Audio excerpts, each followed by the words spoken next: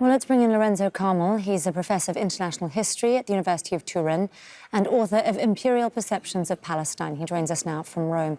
Lorenzo, will a push like we're seeing from leaders at summits like the G7, will that make any difference to either conditions on the ground in Gaza or efforts towards a ceasefire?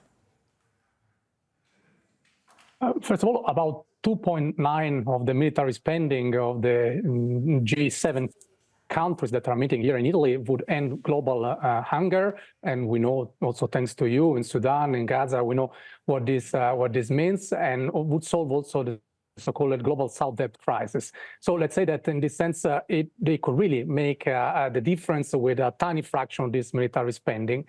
Add to this the fact that in the past, the G7 countries represented the group of the most wealthy and most advanced economies. That is simply not anymore the case. Of course, these are key players, but now they represent a group of waning powers, unable to accept, say, the new global equilibrium, and more keen than ever now to foster a rule-based Western order. So let's say which difference this can be could make. It could make really a big difference, I was mentioned before, but in practical terms, I think that the G7 won't make any practical difference, especially if we see how these actors are playing on the ground. So they are playing, by and large, a very unbalanced role that won't help them to have the role of mediator that in the past, for instance, a country like mine, Italy, played, but nowadays is not playing anymore.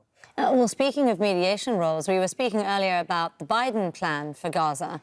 How much of the detail there could be subject to interpretation? You were speaking earlier about what the populated areas are, for instance, and how that could be interpreted by both sides? Yes, let's say there is not so much to interpret. It's clearly said that it's really withdrawal from the populated areas. So if you raise to the ground entire areas, entire districts, we've seen that this in the last few weeks, there was many so-called controlled detonation in Jabalia, Gaza, and so on. So once again, these areas are not part of the populated areas. And these 2 points are linked one to the other one, because once again, once that you raise to the ground this area, they are not part of this deal. So once again, I think that is not a matter of interpretation, just reading well what is happening. Then, of course, both Hamas and Israel have accepted their own version of this agreement.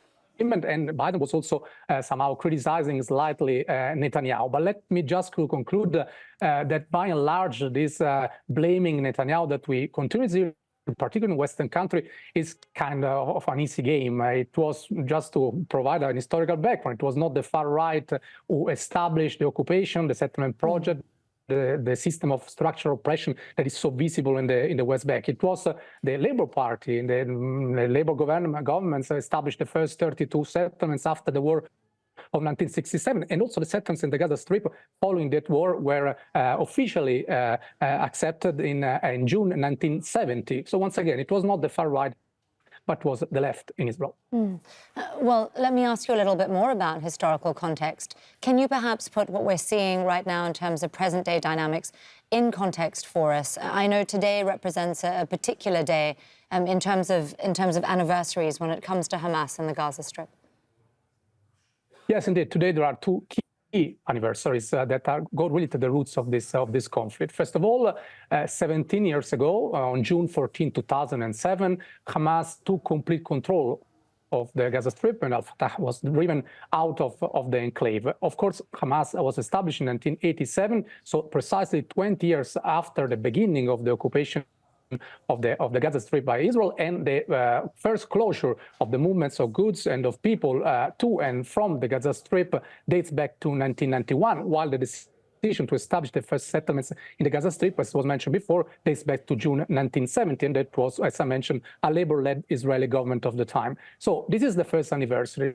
But the second anniversary is perhaps even more important. It was June 14, like today, 1948.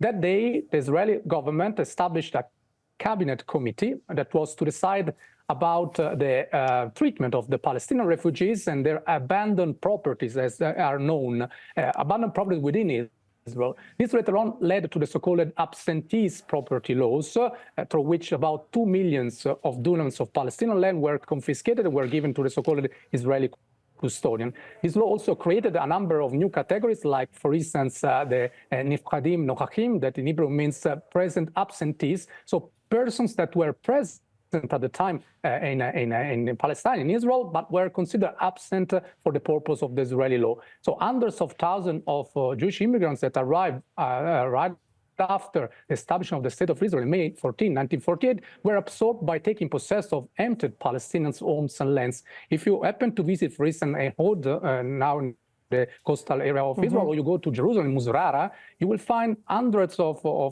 districts and villages and so on with Palestinian houses that are perfectly there intact, but of course the original inhabitants are not there. Just to conclude, for saying that the point of what I'm making here is that if to discuss what is happening in Gaza Strip in the last few weeks and months, we must at the same time necessarily talk about the crimes committed by Hamas on October the 7th, it must follow that to discuss the crimes of October the 7th, it's necessary at the same time to talk about the context experienced by Palestinians since decades. So either the context is always necessary, and this should be the case, or it's never necessary. So coherence is needed.